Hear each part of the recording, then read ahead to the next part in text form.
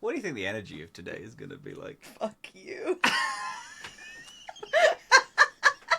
Fuck you. What do you mean? What do you mean? Dorkspawn. Dorkspawn. We drink.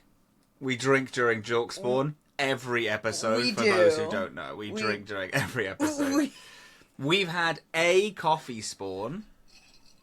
Today is pretty hungover. It's so hungover.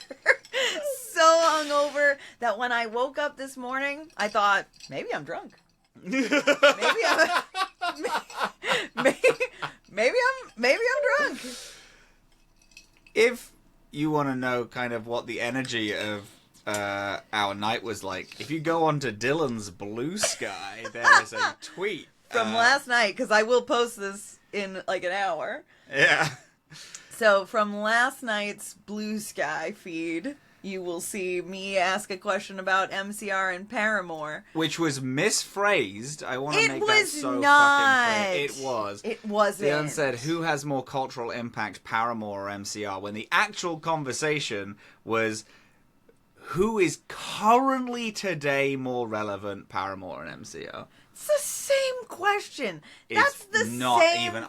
We cannot get into this again. It is not the same question. They so were fucking so different. mean to me last night. And I don't just mean this twink. I mean... I mean all of them. All of them. Every one of them. You had Viditya. Viditya was on your side. I had Viditya until I then tried to have any conversation about Coat and Cambrio. Oh, because you said some absolutely insane things that we genuinely can't get into because it's going to be the whole show. Mm. And our lives will irrevocably change. Our relationship can't stand it. Our relationship is fine. It's rock solid. It's rock solid. It's rock solid. It's rock solid. Yeah. We held each other this morning and said, I wish all relationships were like this. What did we say? We said that this is the standard. This is the standard for need, love. We need this, but romantic. Yeah, we need. I need this, but put it in a romantic font. Yeah. That's what I need. This is in my life. This is in simple Helvetica.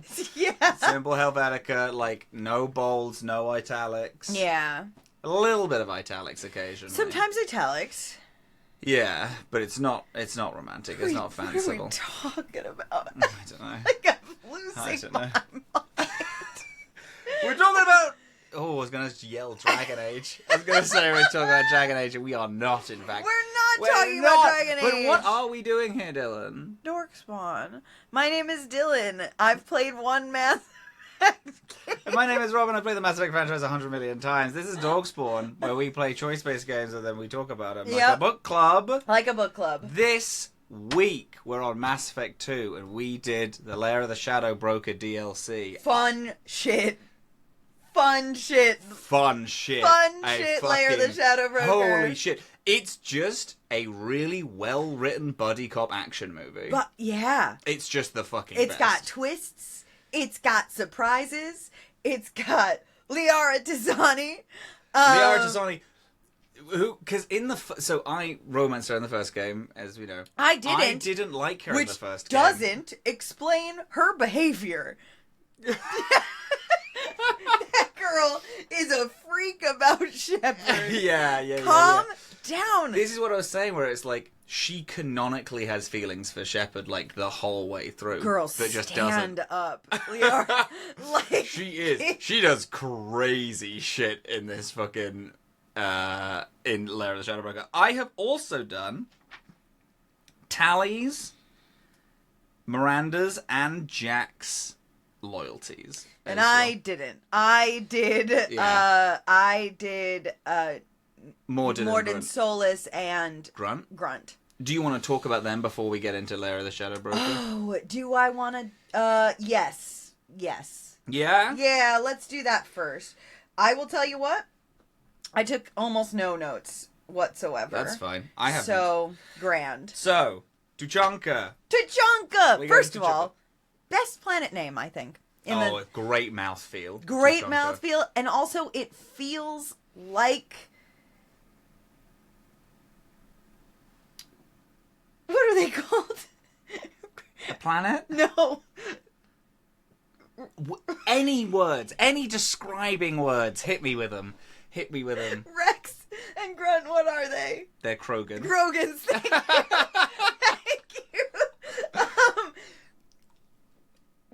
Thank you. It feels like a Krogan. It just feels like it fits the vibe of Krogans.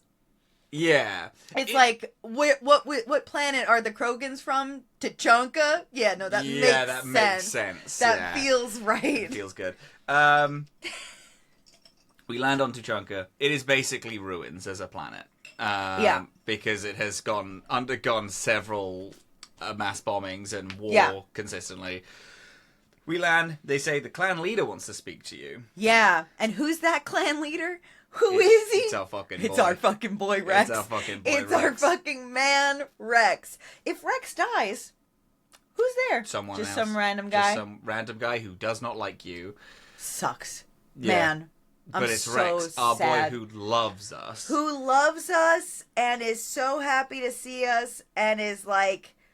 And we're okay about the old genophage cure being destroyed because it stopped the Krogans from being like under undue influence, so we're okay.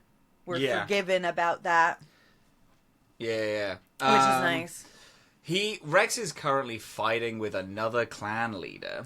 Yes. About they're like, oh well, I don't think you should run and blah blah blah, and like is questioning all of Rex's decisions, and Rex is like such a leader. Yeah. He says, I'll drag your clan to glory whether it likes it or not. Yeah. Which is an awesome line. Hot. That's fucking That's sick. my We love our fucking boy. fucking guy. Let me fuck a Krogan. Oh, we gotta Let be me fucking a fuck a Krogan. It's Krogan. crazy that they don't let us fuck a Krogan in this. They don't understand us at all. They don't. They don't They get don't. us. That is something that if it was made today, we'd be able to fuck a Krogan. I agree. Yeah. Yeah. But it was made in the conservative past. Rex says that... well, he doesn't say this directly, but he reveals that he is letting Tuchanko run on a yeomancy, which is all of the people decide their own kind of laws and the way to deal with stuff in their own small groups. And if something gets really, really big, then Rex can step in. Mm-hmm. But it's mainly everyone keeps to themselves and runs on their own stuff and then comes to us for the big stuff. Yes. Which is pretty cool. It is. Because we love a yeomancy here. Yeah. He talks about Okier and says that he is... because we mention... we're like, Grunt is feeling all these feelings. Yeah, Grunt is feeling sick. Like, we think that Grunt has an illness of some kind. Can you help us fix him? And Rex is like, oh, there's nothing wrong with him. He's fine. Well, so Rex actually is like, what the fuck is that guy? Oh, that's true. Because Grunt was like built in a lab essentially, and like Grunt and Rex have a little bit of like a back and forth, because Grunt is like, I'm the perfect Krogan, and Rex is like, you're not even real. I don't even recognize that. And like Rex is like disturbed by the fact that Grunt is made from like the distilled genes of all of these like warlording Krogans, and is like, that's not something you should be proud of. You and like they have this like really intense butting of heads, and then finally Rex is like, well, if this is a path you want to go down and you want to become a full Krogan, you have to go through this trial that's like a coming of age thing. He also talks about Okier and how Okier is not a good or liked man at all. He's evil. And then Grunt says, oh, he's dead. And Rex says, you're with Shepard. How would he be alive? Which I think is very good. Because that's a fucking boy. Rex, what kind of genitals do you have? I need to get on. I need to get on him. You tell me how it works. I'll figure it out. He also says that Rex allows Grunt to do the trials because of you. Yes. Because you're with Shepard. Rex is like, yeah, he can do the trials. Yeah. Even to the chagrin of some other people who are more angry that Grunt is made in a tube. They then go. We find the shaman, and we're like, "Hey, we need to do this." The shaman's like, "Okay, well, you need a battle master," and Grunt says, "Well, Shepard is my battle master." And then from now on, refers to Shepard as Battle Master Shepard, which I think is really good. Yeah. Then you do a big fight. Yeah. You do a big fight. You do. They have these. It feels almost religious, but it is just a talking about the history of the Krogan as this huge. Oh my god! It's like a very, very heavy metal thing that raises into the sky and then and lands on the ground and then calls things to you. Yeah. Ending with a Thresher Maw being summoned. This giant like worm bug creature. You just have to. You don't even have to kill it. You just have to survive for 5 minutes. Yeah. But it's a timer thing. But if you do kill it, they're like, "Holy shit! I can't believe someone killed a Thresher Maw." No one has done that since Rex did it. Rex is the only person to do it. Yeah. It's pretty cool. Then the person who is all up in arms against Grunt flies down and is like, "Hey, I truly don't think that you should be accepted." And then you fight and wipe him out. Just absolutely wipe the floor with him. And I'm just like, you're wrong about everything. Yeah. Yeah. And then you get... and then Grunt is like, damn, I feel better. And then he gets accepted into Clan Erdnot. So he's part of Rex's clan. Which is Rex's clan, which is awesome. Yeah. And then is allowed to keep traveling with you. Yeah. Under the guise of Rex. Rex is like, yep, that's fine. Yeah. I did ask Rex to come back, and he was like, I can't. Yeah, he says he can't, but he's actually angry at the fact that he can't do that.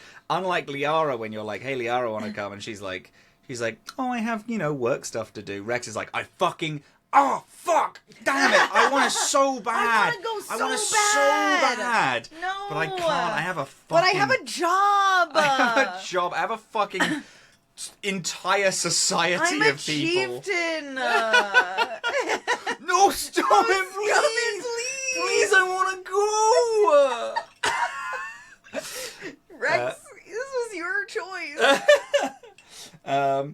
But pretty good mission. However, then we go on to Morden Solus's mission. Yeah. One of my favorite missions in like the both in the BioWare kind of canon. I fucking love this mission. Purely based on nothing really happens. No, it's just a crisis. It's just Morden grappling with his belief. Because Morden's assistant that worked with him on the Genophage Genocide Mark II, or whatever, has been captured, essentially, by Krogans, which, like, good for them. Like, I was like, how do I convince myself that Ani cares about this guy? It's really just because Morden is upset about it. That's it. That's a big thing with this game, which I like. It's not that Shepard has to care, but it is like we are gonna do a mission where everyone needs to be on top of their game. They can't be distracted. You have to make sure that they're going to be okay. Yeah. Which, not to bring up past trauma, but I think that this game is executing what Veilguard tried to do in a way that narratively feels like it flows. So, right at the end of this game, we're going to have a big conversation about the Veilguard and how it relates directly single line to Mass Effect 2. There's a lot.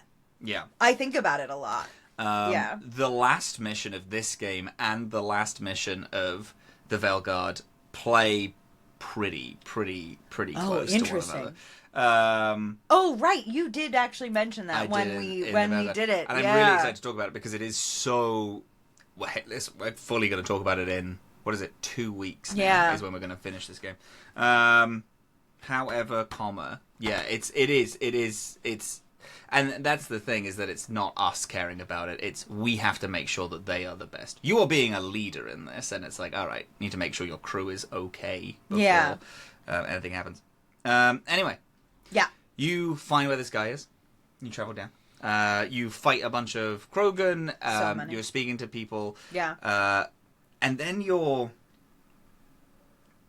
find out that they've been using humans as test subjects to the genophage. This is another conversation that we have also talked about, where the collectors are also using people because humans have the most adaptive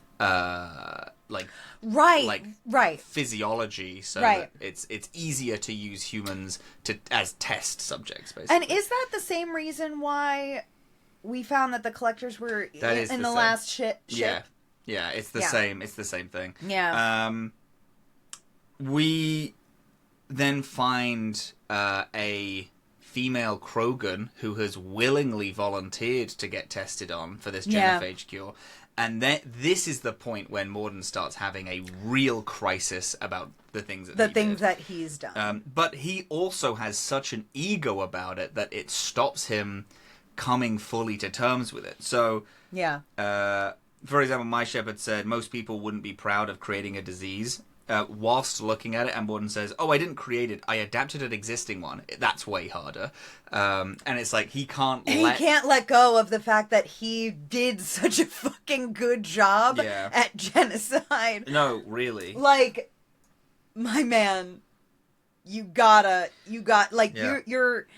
his pride is like in the way of him recognizing that he did something wrong.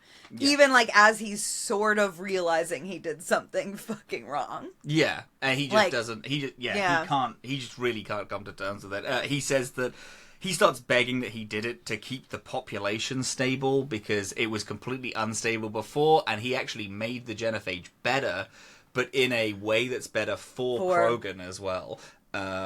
He would stop the genophage if Krogan made a united government. He would really love that. He says that there's so fucked up. Yeah, there's too many varying factors, and they wouldn't be held accountable by anyone. He says all life is worth saving. The Krogan saved the entire galaxy from the Rachni invasion, and that should be worth something. And he's talking about this whilst also talking about the genocide that he did on the Krogan. And this is the whole mission. Basically, you're doing a few minor fights, and he is just trying to... He's arguing with you, reasoning with himself. Right, he's therapizing himself at you. Yeah. No, I genuinely love it. And then you get to the final bit... You go to free his student, and then it turned out that his student just wanted to cure the genophage. Right. That was the point. And then he was like, "Oh, but you did this as well. Like you also. You're a part of it. He said, "No, you were I was your student. Like I looked up to, and I thought this is the best course of action. I couldn't talk against you. You were so passionate about this." Right. And then Morden goes to kill him. Too many variables. You have to die. You're just going to do it again. I was like, no, put the gun down. Absolutely not. Yeah. Morden doesn't really learn on his own. No. He's been fighting this one fight for years. Yeah. And he just refuses to come to terms with what he's done. And what I really like about this mission is this mission isn't him at the end of it being like, yeah, I was wrong. No. It's just like you hear the water of the dam breaking, and that's what this mission is. It's like, is his first oh fuck, maybe I really did something horrific. Right, it's like which that is, I guess, that's kind of a thing in this game. Yeah. Is like people don't have the big revelation. It's a slow, everything is a slow growth. Yeah. And that is a thing that you can do in this series that you can't do in Dragon Age. Not necessarily. No, true. Cullen does have that. Right, Cullen has that. A few characters have that. Yeah. But it's a standard in Mass Effect. Yeah, because you have 3 stories. You have years in between this time for this to happen. So Mordin and a lot of characters don't come to terms with it now. We have Mass Effect 3 to have them come to terms with the things that they've done. Crazy. And it's great. And this is one of my favorite missions in it, just because it is literally just it's almost a conversation with this it one really guy just is, about the horrible things that he's done. And I think this is some of my favorite writing, and it's really showing. Yeah. Like, Mordin is one of my favorite characters in the franchise. He's really good. So great. He's so interesting and so weirdly complicated that it's like, yeah, obviously what he did was horrific. He doesn't supervillain, like, because a lot of things where it's like, oh, well, they think they did right. It's a supervillain, like, oh, they'll never. It's like, oh, but it was still objectively evil. But Mordin genuinely thinks, like, he argues so much, like, no, it had to happen. It was not my fault. Like, right. You know, and he's like, yeah, I did. And because he also admits that he actually doesn't admit that he killed a lot of people. He says, no, that wasn't me. That was the genophage. Because he's fixated on the fact that he didn't invent it, the original genophage. He just perfected it. Yeah. Later. And then also, like, talks about how he never, like, shot and killed anyone. He never purposely watched people die. And when he's looking at the female Krogan die, that's his and being so desperate to try and heal it that they'll die, that's when he starts having this big crisis of, like, oh, I've never been this close to someone who has been personally affected. And only just starts, too. He then doesn't, like, he isn't having, like, a light bulb moment either. Yeah. Like, it's just sort of like am I bad? Yeah. Yeah. And it's cool. And he's just my favorite character. He's great. Yeah, I love him so much. Actually, you know what? Take that back. He's actually not my favorite character in this game. My favorite character in this game hasn't come up yet, which is really exciting. Isn't it so exciting? What could that possibly mean? What do you mean? Oh, we're going to have a really big conversation next week. Because he's going to come in next week. And I'm really fucking looking forward crazy. to it. And any other minor notes for Mordin that we have? The Mordin Solus mission. Anything about Tuchanka that you liked that you want to talk about? Did you do the stupid little mini game where you shot the fucking monkeys? Yeah. What's that? I don't know. Why did they put that in there for? I just really like that it's in there. I have no fucking idea. It's so out of nowhere. It's like the only mini game. It's like it's so deranged different to everything else. It just comes out of nowhere. That's really funny. Yeah, no, it's good. I like Tuchanka. I love the whole zone. I love Tuchanka. We spend a little bit more time in the next game, I think, in Tuchanka, but I really like going back there. I really like meeting Rex, seeing what's happening in, like, this background political story that's happening of Rex being the protagonist in a different franchise where he's uniting all of these people. Yeah.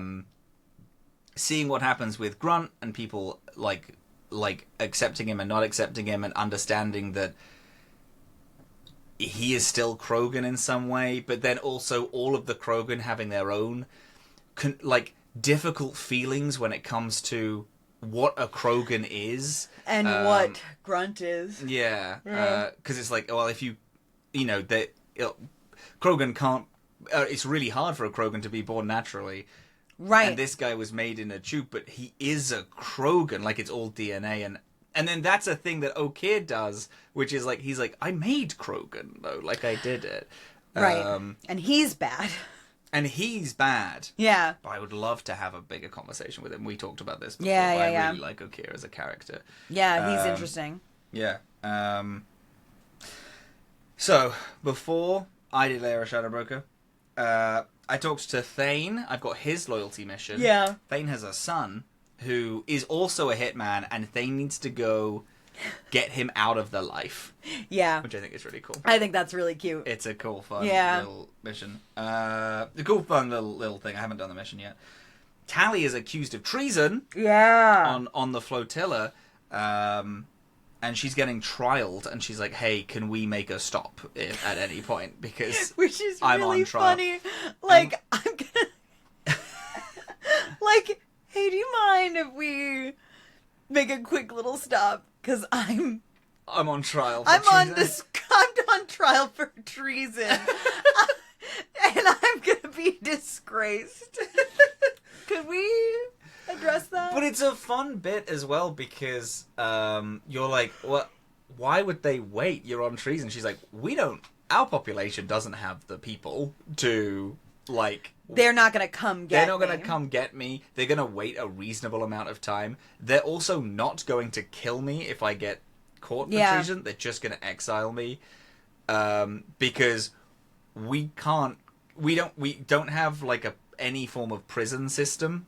It's just that you're not allowed back. You're not allowed back. You're not allowed back is the same as death. They don't have prison system. They just put people to, like, they just have people work it off. Yeah. But, like, for Tally, like, that's the most important thing in the world to her, was getting back on the ship. Was getting, like, proving her worth to get onto the flotilla. Yeah.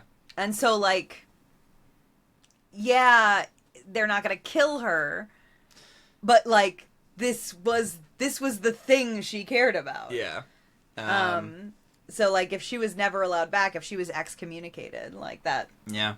And it's a really, I've just done it. That's another really interesting mission that is just kind of talking for the whole thing. Yeah. It's fun. Interesting. I haven't done that yet. No, it is good. I then went to do Miranda, and then I went on to do Lair the Shadow Broker, baby. Lair the Shadow Lair the Broker. I Shadow had to Broker. take some notes about this. So, Liara Desani is like, hey, you start speaking to her about the Shadow Broker because she needs to go find them. Yeah.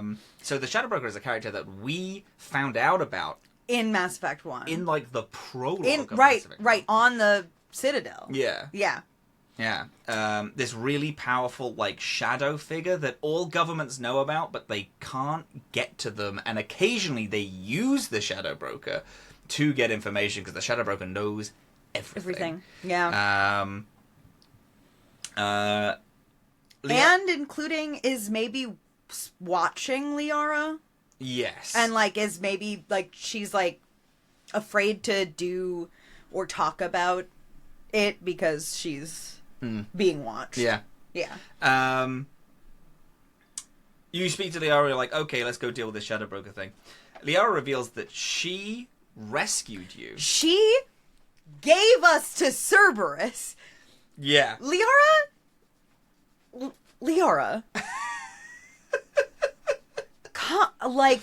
Calm down. Well, because she was like, I don't have the money to do this, and I don't know anyone with the money, but Cerberus has the money and also has all the technology, and she's like, fuck, I mean, I guess so.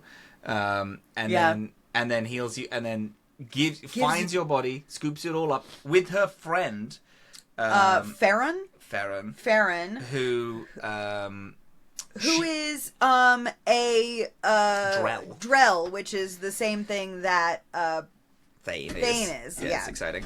Very exciting. Because she shows you a picture of them, and I was like, what? Like, thinking that Thane was Thane was the hell. But that would be crazy. That would be crazy. That would be really cool. Yeah. But yeah, so she rescued you and then gave you over to Cerberus. And she's like, oh, well, now my friend who helped get you out has now been captured by the Shadow Broker. We need to go find them. Yeah. And then when you agree to do it, she's like, okay, I'll meet you at my apartment. And then we start a fucking brilliant buddy cop movie. So fun.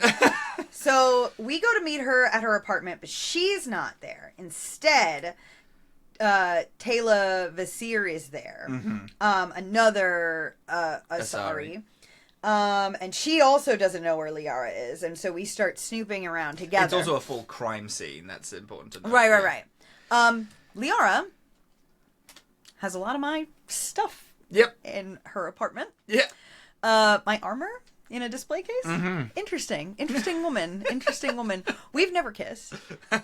I just want it to be very clear we've never touched each other. Yeah. I think it's important for the records to show She that... went down to the planet where you got smushed, and then she scooped up all of your physical body, gave it to someone who promised that they'll bring you back from the dead, and then took your armor and displayed it in her house. Yeah, made a little shrine to me. Never touched her, Your Honor. Your Honor, I don't know this woman. So, the reason why these people are here, and it's a crime scene, is because Liara is missing, and there were gunshots through the glass. It looked like someone attempted to snipe her, but she had shields on, which this person, Teller, who says that she's a spectre as well. The fourth spectre that we know about in the series. Ooh, oh, interesting. Nihilus. Saren. You. Us. And then Teller. Oh, wow. Okay, yeah, you're right. Yeah. She says, I'm a spectre. Liara was wearing shields. Apparently she's very paranoid, but she's a smart woman. Yeah. Because she went to bed wearing, Right. her, sci-fi solar energy shields. Yeah. You wander around for clues. When you pick up a picture of the Normandy that she has, it switches to... Oh, also, Liara has a painting of Ilos as well, which is fun, which I thought was interesting, neat touch. She has a big mural painting of Ilos, which is the last place that was where all the Prothean bodies were. So, you touch this picture of the Normandy, then you get the note that she will be going to the embassy, that Liara will be going to the embassy. You walk over to the embassy with Teller, and then... The place blows up. It explodes. Like not the whole building, but three floors. Yeah, 2 or 3 floors of the building just blow up, and we think Liara's in there. But also, a ton of other people are in there. A crazy amount of civilians. Yeah. And then you have to walk through. There's no... Oh, there is some mechs, but there's no real combat in this bit. You're just walking gun out as there's a bunch of screaming civilians. Well, and Tella is I'll go from the top, you go from the bottom, and we'll meet in the middle. Because the reason why you're here is because you're here to meet a Solarian who has information on where the Shadow Broker is. Yeah. And so after the explosion, we split up to go 2 different ways. Mm-hmm. Cool line, she says. She's like, just leave some for me. And I'm like, yeah, whatever. And I said, no. Have you met me? I'm Shepherd. And so we go in and we start murdering our way through. And then we get to the room of the Solarian. There's a gunshot. We open the door, and there is a Shadow Broker agent who shot the Solarian that's going to help us. And then Teller shoots the Shadow Broker agent. And then as we're talking, Liara comes through and is like, "Hey." So she's the one who just tried to assassinate me. Yeah, because I saw them because I doubled back. And then they were snooping around in my room like pretending, and I wasn't gonna let that stand. Yeah, and is like, and you just killed all of these people. So we find out pretty hard that this is, and then it's us and Liara. Yeah, it's some really cool bits. So there's a really cool fight where you tackle her out the window and she uses her biotic thing to make you both dance in mid-air before she drops you. Then Liara runs and then floats down, and both of them are biotic fighting. And Liara just takes off. Full sprints away, and then you're yelling for her as she's basically ignoring you and is just running for this woman. You then fight through some people, some Shadow Broker agents. You then get into a taxi. Yeah. And then... Oh, which is so fun, because we're doing a car chase in flying cars. So fucking It's cool. fucking sick. And the dialogue between the two of them is so fucking good. It's hot. It's like when you're chasing down this woman in this actual like segment that you're like playing, and she like blows up a truck, and then the truck is like sliding, and then Liara's yelling truck, and then Shepard's like, yeah, I see it. So cute. It's really good. And then Shepard's like, oh, what guns does this have? And Liara's like, this is a cab. It has no fare. guns. I guess. Yeah, no guns. It's really great. Oh, it's so the cute. dialogue is so funny. And you know what? I'm really happy that I romanced Liara in this, because it That's makes fun. this whole bit, it's just like they're bickering. Yeah. And it's really funny. Yeah. And it adds this layer of like, I don't know, flavor to the pair of them yelling at each For other. sure. Which is really nice. And for you, some of Liara's behavior makes sense. Yeah, for real. She's like, she's insane about Shiv. Yeah. Yeah. Yeah. It's wild. And you know what? I'm kind of into Liara because she's really cool in this DLC. I can't believe this is a DLC. See, okay. Versus the last DLC we played, this is good. Like, this is good. Yeah. This is good shit. Yeah, Yeah. it's fucking fun. It's so interesting, and there's so much stuff happening. Again, it's crazy because it's written really well. It is. It's so like the dialogue, and it's not only written well, but the cutscenes are really good as well. Like, there's a lot of like fighting cutscenes. We get to it like later on, but there's like some fight. The bit that even just happened where it's like you tackle her out the window and then she like uses biotics. It's like, it's so fun seeing, oh, this is what the fights in this universe actually look like. Right, like instead of just our like our gunshot fights that we're usually having on the ground, it's like this is cool shit. Yeah, it's really fun. She crashes into a hotel. Yeah, a hotel, not just any hotel. Because we learn in this hotel, we see like an advertisement on the TV. This is a hotel called Azure, which in Asari means junk. means your genitals. And we are in a fuck hotel. We're in a fuck hotel. Yeah. We're walking through this fuck hotel. We're like walking through rooms, and there are people that are like, don't hurt me, I don't have any money on, and there are like working girls that are like, I don't fucking get paid for this. This is crazy. Yeah. You have some cool fights, and then you come across Teller. Yes. You have an actual big fight with her. The hardest fight in this DLC for sure is Teller. She's zipping around, summoning people. You eventually end up beating her, and then she says that she's incredibly against Cerberus. Yes. Yeah, and the reason why she's working for the Shadow Broker, even though she's a Spectre, is because the Shadow Broker gives her really good intel on, like, big war criminals. Oh, right, yeah. So we find her data pad, and we know that with it we can find the Shadow Broker. And she says that without the Shadow Broker and having given her all that information, like, tons and tons of people would have been dead. Yeah. And that she saved like tons and tons of lives, and that we should reconsider. And I'm like, I'm on board. Except I'm just like, you just killed 3 stories worth of people just now. So like, maybe I don't believe you entirely about that. Yeah. And because she's like, she just wants to kill Liara. That's the goal. Because Liara is getting too close, and the Shadow Broker's like, okay, well, she needs to die. Yeah. And then it's like, well, the only problem is that you tried to shoot one of Commander Shepard's close friends. And that's the problem. And now you're gonna fucking die. I could hear you out about this, because I also fucking hate Cerberus. The thing is, though, you tried to kill my girl. Yeah. And she's insane, and she shouldn't be as obsessed with me as she is, but she's still my girl. And when I say my girl, let the record show I've never touched her. I just mean she's my friend. My good, normal platonic friend who's obsessed with me in ways I can't understand. You then find the Shadow Broker's ship. in the middle of the Hourglass Nebula. I believe it's in the Hourglass Nebula. Yeah.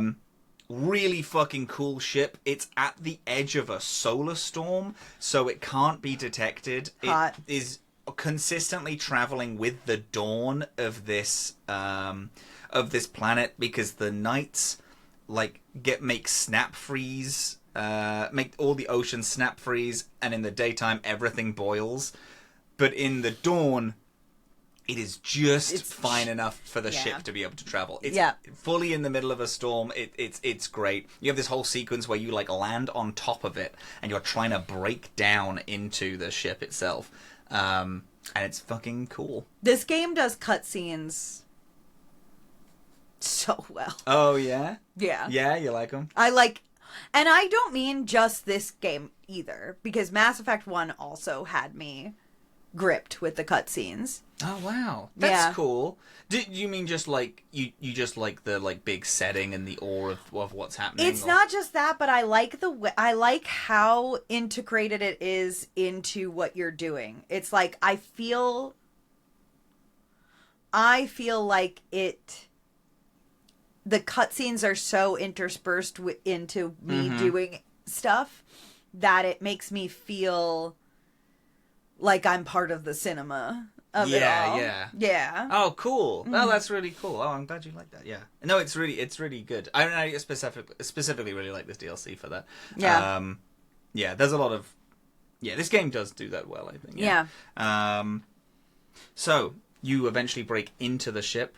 You find Liara's friend. He is... Yes. He is strapped to this chair getting electrocuted, and his brain is getting pumped with information, or from it there's a whole bunch of weird computers and stuff hooked to him. If he gets released in any way that isn't turning the whole base off, his brain will gonna fry and die immediately.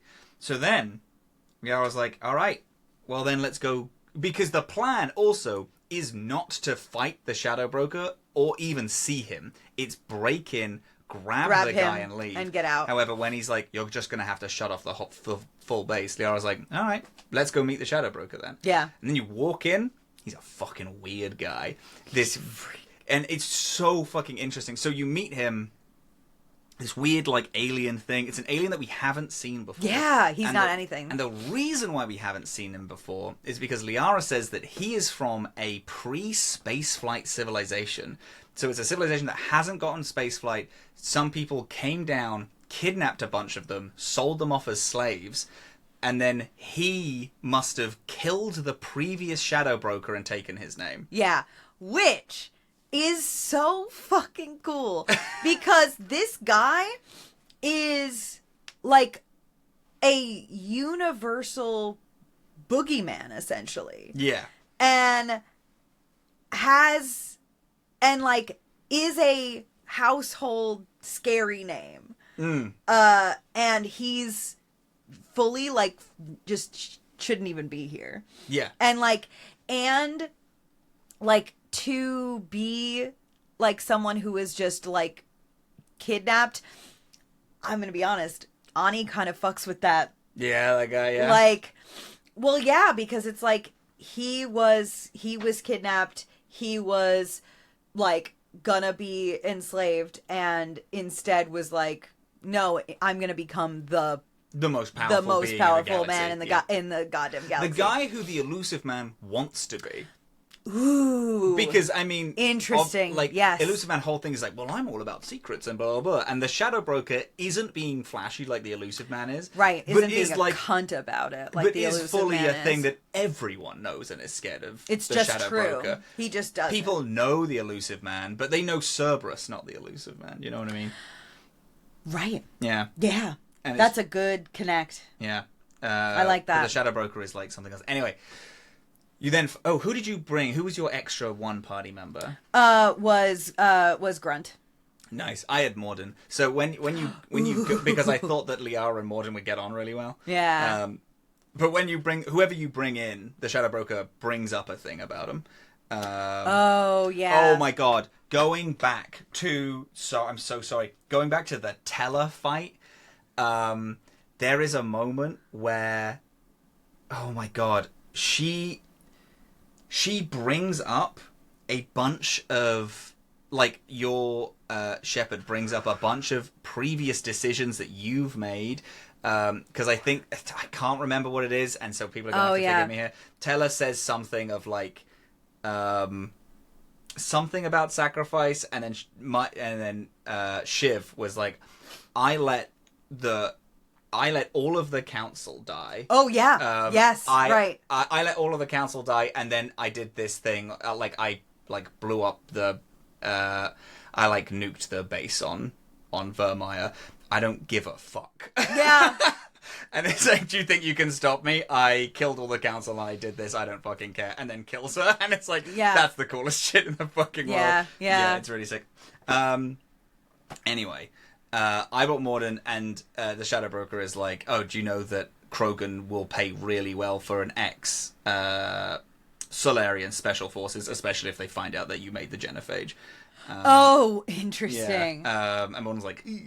Did they say anything about Grunt? They did, and I don't remember what it was exactly, but I think it was about the genophage as well. Yeah, it's like a one-line thing, just to be like, your extra party member gets a thing. Yeah. But then you fight him.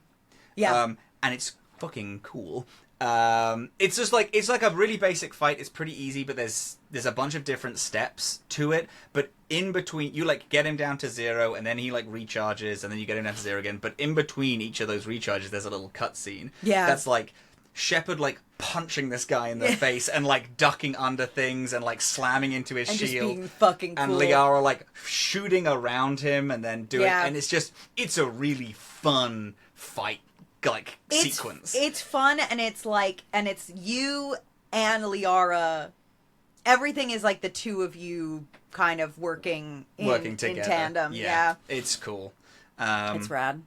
So you end up killing him by shutting off power, and then you shut off power to the base, so that your friend can go, and then you get there's a bunch of distress calls of people being like, oh, sorry, we lost the connection to you, Shadow Broker, are you okay? And like, oh, we're like, are we still on for this because we lost connection, blah, blah, blah. And then Liara looks at it all and then clicks on and says, don't worry, we had a momentary power failure, the Shadow Broker is back. And then she takes the mantle of the Shadow Broker. My fucking girl! My fucking girl! Who, to be clear, I am not fucking, is not my girl in any way. But that's my fucking girl. It's fucking sick. Is the Dread Pirate Roberts. Yeah, it's fucking awesome. It's really cool. And then her friend runs in thinking the Shadow Broker has killed Liara, points a gun at her, and then she's just like, leave. This is me now. This is what I'm doing. I have a new job. Yeah, and it's crazy. And it's fucking awesome. And it's also because afterwards we have this conversation because Liara for this whole DLC is weirdly cold. Does a lot of things like leaves Shepard behind to go chase people. Sure. Does a lot of stuff in cold blood, like does a lot of weird killing and things like that. And then you're like, should you be the Shadow Broker? Because you're having an immense amount of power and you're doing a lot of things in cold blood. And then you have a little conversation about it where she's like, she's like, things need to be done. Yep. And it needs to be me to do it. And it needs to be her. And the most powerful being in the universe, obsessed with me. Yeah. Yeah. Really fucking into me. Yeah. Like, stalker level shit, to be honest. But she's super powerful, so like, Well, what's interesting is if you romance her, she is like, hey, so it's been 2 years and a really long 2 years. I don't think we can do this anymore. And you, for real? You have the choice to be like, yeah, that's fair. You have things to focus on, or you can be like, no, I think you're wrong, and we should fight for this. And because this whole time she's been really weird and cold, it's kind of given Shiv the ick a bit. But in the end, she was like, hey, that Shadow Broker. So Shiv was the whole time was like, yeah, I don't think we should. And in the last choice, Shiv was like, that was pretty fucking sick though. So yeah, go on. Oh my god! So you're sticking with her. Take her back to the Normandy, and there's like a sex sequence where both of you sleep together, and then it's a few weeks later when you head back, and she's like sorted everything out. I think, missed opportunity to do it in Azure. The fuck hotel. Yeah. Yeah. But still fun. It's still fun. Yeah. Wow. No, really cool. And then there's a bunch of fun stuff where you can go around and read all of the Shadow Broker's messages.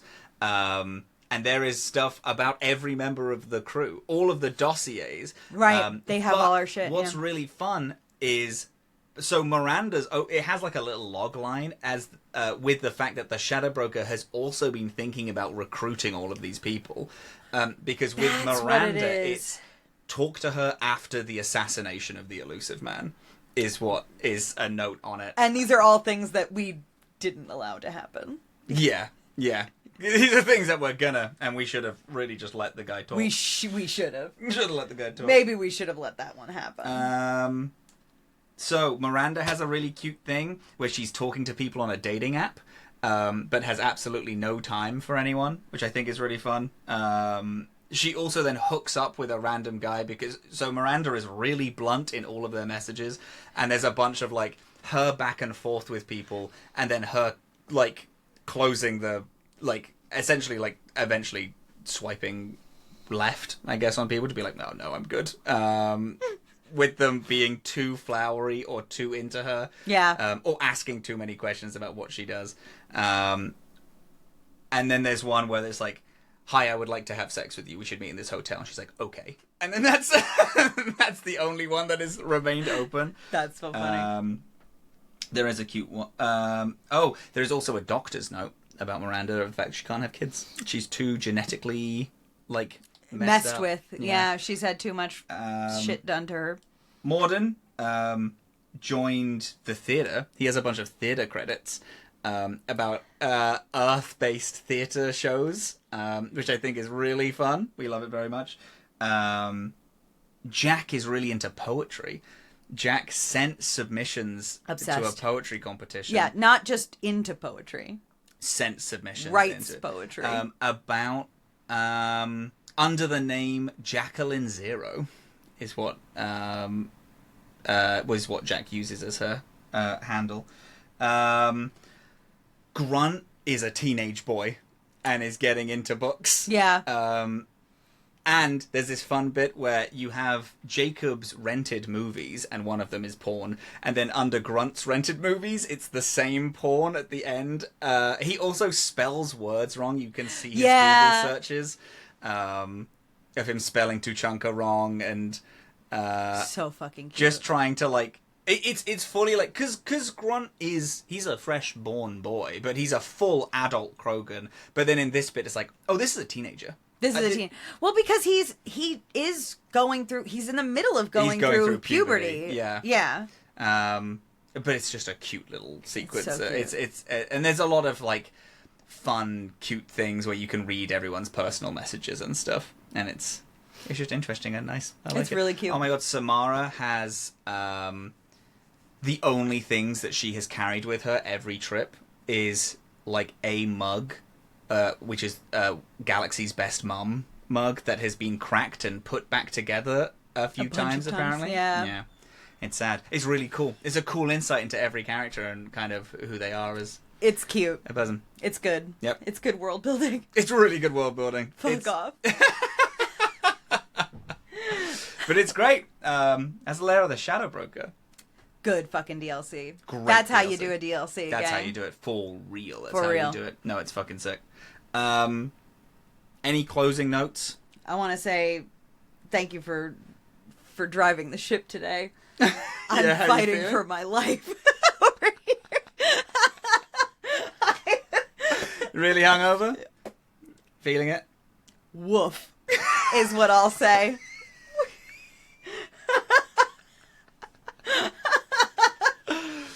Oh dear. Oh dear.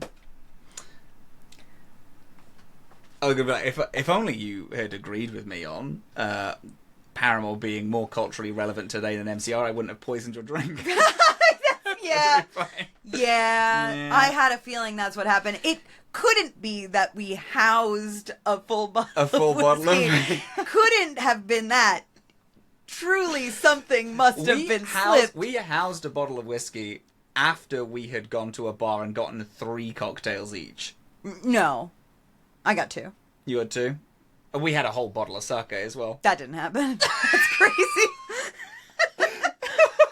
No, I don't think so.